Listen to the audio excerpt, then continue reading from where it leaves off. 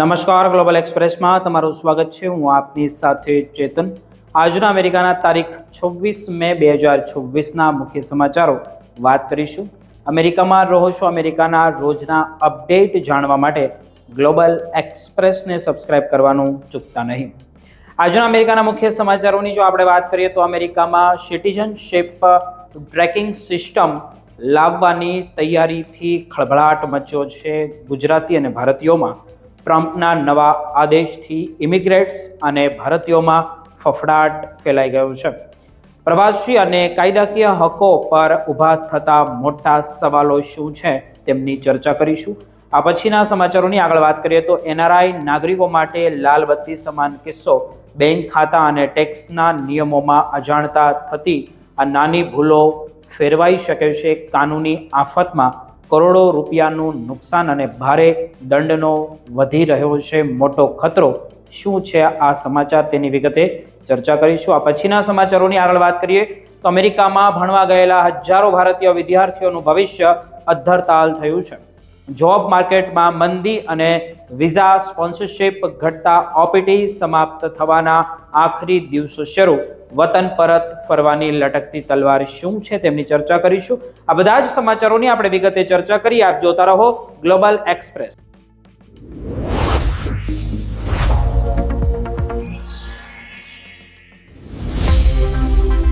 અમેરિકામાં ઇમિગ્રેશન અને નાગરિકતા અંગે ફરી એકવાર નવી ચર્ચા ગરમાઈ છે. હવે માત્ર વાત વિઝા, ગ્રીન કાર્ડ અથવા પાસપોર્ટ સુધી મર્યાદિત નથી રહી, પરંતુ દેશભરમાં લોકોની નાગરિકતાની વિગતોને એકસાથે જોડતી સંભવિત સિટીઝનશીપ ટ્રેકિંગ સિસ્ટમ ચર્ચાના કેન્દ્રમાં આવી છે. પૂર્વ રાષ્ટ્રપતિ ડોનાલ્ડ ટ્રમ્પના નવા એક્ઝિક્યુટિવ ઓર્ડર બાદ ઇમિગ્રેન્ટ સમુદાય, ગ્રીન કાર્ડ ધારકો અને ખાસ કરીને ભારતીય અમેરિકામાં ચિંતા અને ચર્ચા બંને વધી ગઈ છે. ટ્રમ્પ પ્રશાસનનો દાવો એવો છે કે આ પગલાંનો હેતુ ફેડરલ ચૂંટણીઓને વધુ સુરક્ષિત બનાવવાનો અને બિન નાગરિકો દ્વારા થતું ગેરકાયદેસર મતદાન અટકાવવાનો છે. આ માટે ડિપાર્ટમેન્ટ ઓફ હોમલેન્ડ સિક્યુરિટી એટલે કે DHSA ને દરેક રાજ્ય માટે નાગરિકતાની વિગતો ધરાવતો ડેટાબેઝ તૈયાર કરવાની દિશામાં કામ કરવાનો સખત આદેશ આપવામાં પણ આવ્યું હોવાનું જણાવાઈ રહ્યું છે. જોકે અત્યાર સુધી પ્રશાસન દ્વારા મોટા પ્રમાણમાં બિન નાગરિકો મતદાન કરતા હોવાના સ્પષ્ટ અને વ્યાપક પુરાવા જાહેર કરવામાં આવ્યા નથી, જેમના કારણે આ યોજના પર રાજકીય અને કાયદાકીય સવાલો પણ ઊભા થાય છે. અમેરિકાની સૌથી મોટી વાસ્તવિકતા એ છે કે ત્યાં ભારત જેવી કોઈ સેન્ટ્રલાઇઝ્ડ નેશનલ આઈડી સિસ્ટમ અથવા તો એક જ નાગરિકતા ડેટાબેઝ નથી. અહીં નાગરિકતાની ઓળખ માટે અલગ અલગ દસ્તાવેજોનો આધાર લેવાય છે, જેમ કે પાસપોર્ટ, બર્થ સર્ટિફિકેટ, નેચરલાઇઝેશન રેકોર્ડ અથવા સોશિયલ સિક્યુરિટી સંબંધિત માહિતી. પરંતુ આ તમામ સિસ્ટમો એકબીજા સાથે સંપૂર્ણ રીતે જોડાયેલી નથી. વધુમાં માત્ર લગભગ અડધાથી થોડા વધારે અમેરિકન લોકો પાસે જ પાસપોર્ટ છે, જ્યારે સોશિયલ સિક્યુરિટી નંબર પોતે નાગરિકતાનો પુરાવો નથી. કારણ કે કાયદેસર રીતે ઘણા બિન નાગરિકો પાસે પણ SSN હોઈ શકે છે. ખાસ કરીને નેચરલાઇઝ્ડ સિટીઝન એટલે કે પછીથી અમેરિકાના નાગરિક બનેલા લોકોના રેકોર્ડ્સ પણ એક જ સેન્ટ્રલ સિસ્ટમમાં ઉપલબ્ધ ક્યાંય નથી. આ પરિસ્થિતિમાં સમગ્ર દેશ માટે સચોટ નાગરિકતા યાદી તૈયાર કરવી એ ટેકનિકલી અને કાયદાકીય રીતે જોઈએ તો ખૂબ જ મુશ્કેલ પ્રક્રિયા બની શકે છે. સરકારનું આયોજન વિવિધ ફેડરલ ડેટાબેઝ, નેચરલાઇઝેશન માહિતી અને સોશિયલ સિક્યુરિટીના ડેટાને જોડીને રાજ્યવાર નાગરિકતા યાદી તૈયાર કરવાનો હોવાનું કહેવામાં આવ્યું છે. યાદી તૈયાર કરશે, પરંતુ કોર્ટમાં ચાલી રહેલી ચર્ચા દરમિયાન સરકાર પક્ષે જોઈએ તો એ પણ સ્વીકાર્યું છે કે આવી કોઈ યાદી સંપૂર્ણપણે સચોટ હોવાની ગેરંટી આપી શકાય નહીં. લોકો વારંવાર રાજ્યો બદલે છે, સરનામા અપડેટ કરવામાં વિલંબ થાય છે અને સરકારી ડેટા ઘણીવાર જૂના રહી જાય છે. પરિણામે ખોટી અથવા તો અધૂરી માહિતીના કારણે નાગરિકોને પણ મુશ્કેલીઓ પડે છે. આ સમગ્ર મુદ્દામાં સૌથી મોટી ચિંતા જોઈએ તો પ્રાઇવસી અને કાયદાકીય હકોને લઈને છે. અમેરિકાના પ્રાઇવસી એક્ટ 1974 મુજબ ફેડરલ એજન્સીઓ વ્યક્તિગત માહિતી વેચવામાં મર્યાદિત છે અને વ્યક્તિની સંમતિ વગર માહિતી શેર કરવા અંગે કડક નિયમો પણ છે. તેથી અનેક એજન્સીઓનો ડેટા એક સ્થળે ભેગો કરવાથી પ્રાઇવસીના નિયમોમાં ઉલ્લંઘનની દલીલો સામે આવી રહી છે. વોટિંગ રાઇટ્સ સંગઠનો અને કેટલાક રાજ્યો આ ઓર્ડરને કોર્ટમાં પડકારતા કહે છે કે ચૂંટણી વ્યવસ્થા અને મતદાર નિયંત્રણ સીધું એક્ટિવિઝમ બ્રાન્ચના અધિકારી ક્ષેત્ર હોય ત્યાં આવતું નથી. અને મહત્વની વાત તો એ પણ છે કે આ પગલું હાલ કોઈ સીધો ઇમિગ્રેશન બેન, ગ્રીન કાર્ડ રદ કરવાનો આદેશ અથવા તો કાયદેસર ઇમિગ્રેન્ટ સામે કાર્યવાહી નથી. તેમ છતાં નિષ્ણાંતો માને છે કે આ પહેલ ટ્રમ્પ સરકારની વધુ કડક ટ્રેકિંગ અને વેરિફિકેશન આધારિત ઇમિગ્રેશન નીતિ તરફના મોટા અભિગમનો એક ભાગ બની શકે છે. અગાઉ H-1B વિઝા તપાસ અને સ્ટુડન્ટ વિઝા જે કંઈ પણ હોય તે બર્થ રાઇટ સિટીઝનશીપ અંગે પણ કડક વલણો જોવા મળ્યું હતું. તેથી અમેરિકામાં રહેતા ભારતીય વિદ્યાર્થીઓ, ટેક વર્કર્સ અને ગ્રીન કાર્ડ માટે અરજી કરનારા માટે એક સ્પષ્ટ સંદેશ તો એ જ છે કે પોતાના તમામ ઇમિગ્રેશન રેકોર્ડ, સરનામા, રોજગાર માહિતી અને કાયદાકીય દસ્તાવેજો હંમેશા અપડેટ, સચોટ તે રાખવા ખૂબ જરૂરી છે. કારણ કે ભવિષ્યમાં જો વેરિફિકેશન વધુ કડક બને તો નાની કાયદાકીય જે ભૂલ હોય તે પણ મોટી સમસ્યામાં ફેરવાઈ શકે છે.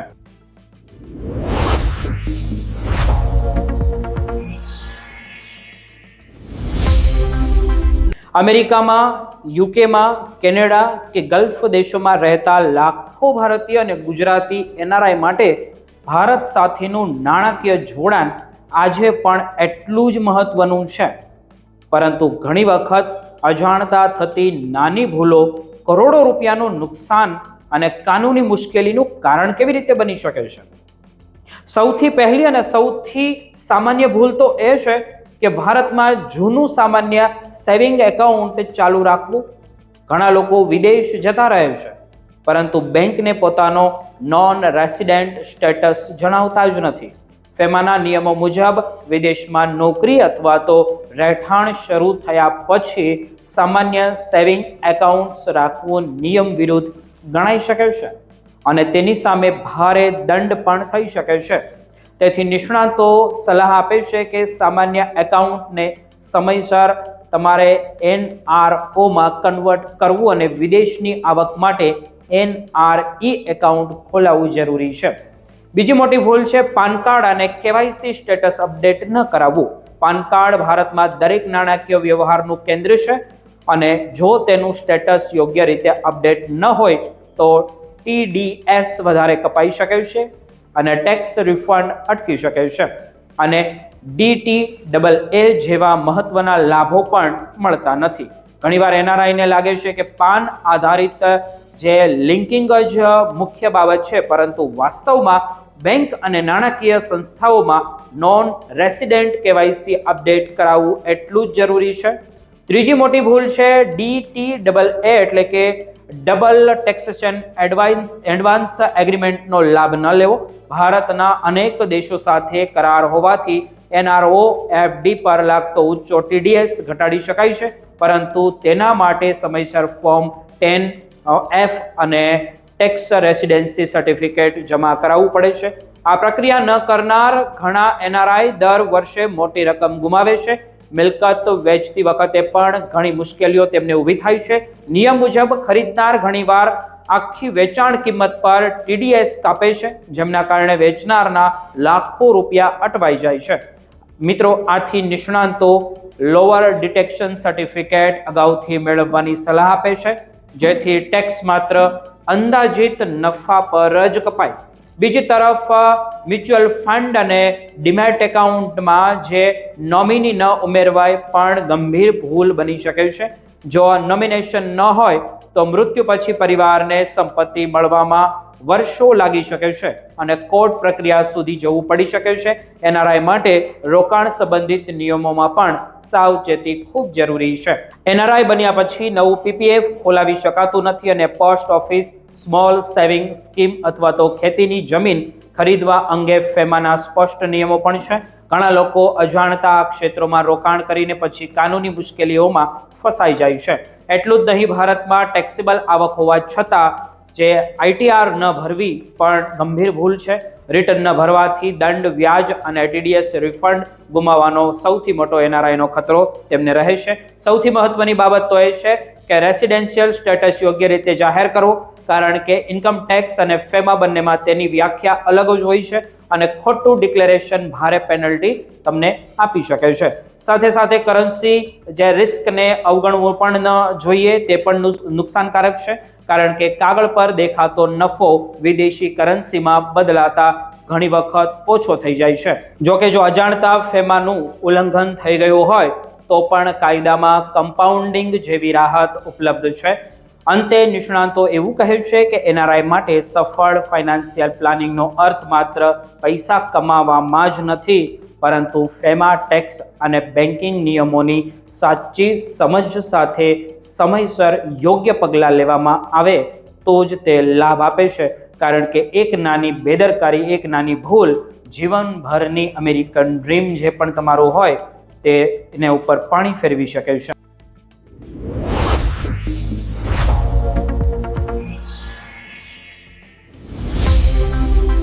અમેરિકામાં ભણવા જવાનું સપનું આજે પણ લાખો ભારતીય અને ગુજરાતી વિદ્યાર્થીઓ માટે સૌથી મોટું લક્ષ્ય ગણાય છે.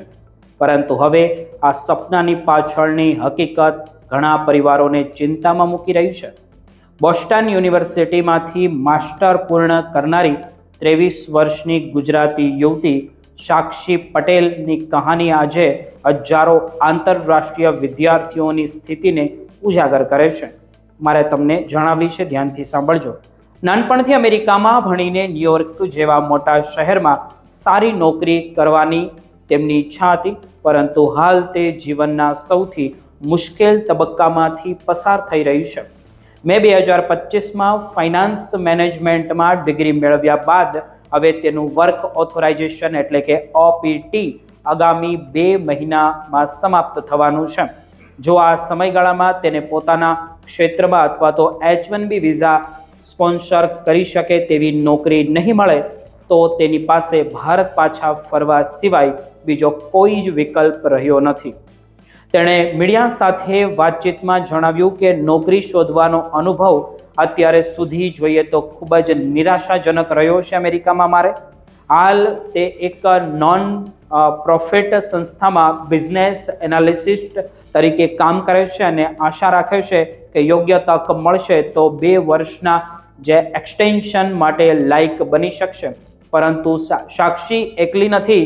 વર્ષ 2026માં અંદાજે 84,000 આંતરરાષ્ટ્રીય વિદ્યાર્થીઓ અમેરિકાની યુનિવર્સિટીમાં ગ્રેજ્યુએટ થવાના છે, જ્યારે 2025માં લગભગ 3 લાખ માસ્ટર અને 1.5 લાખ પીએચડી વિદ્યાર્થીઓ અમેરિકામાં અભ્યાસ કરી રહ્યા હતા અને હવે તેઓ પણ જોબ માર્કેટમાં પ્રવેશી રહ્યા છે.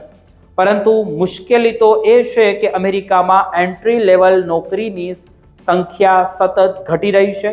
આર્ટિફિશિયલ ઇન્ટેલિજન્સના વધતા ઉપયોગ અને કંપનીઓના જે ઓટોમેશન તરફના વલણને કારણે ફ્રેશ ગ્રેજ્યુએટ માટે તક ઓછી થઈ રહી છે. વર્ષ 2019-20ની સરખામણીએ નવા ગ્રેજ્યુએટને નોકરી મળવાનું પ્રમાણ લગભગ 12% જેટલું ઘટી ગયું હોવાનું માનવામાં આવે છે એક સર્વે પ્રમાણે.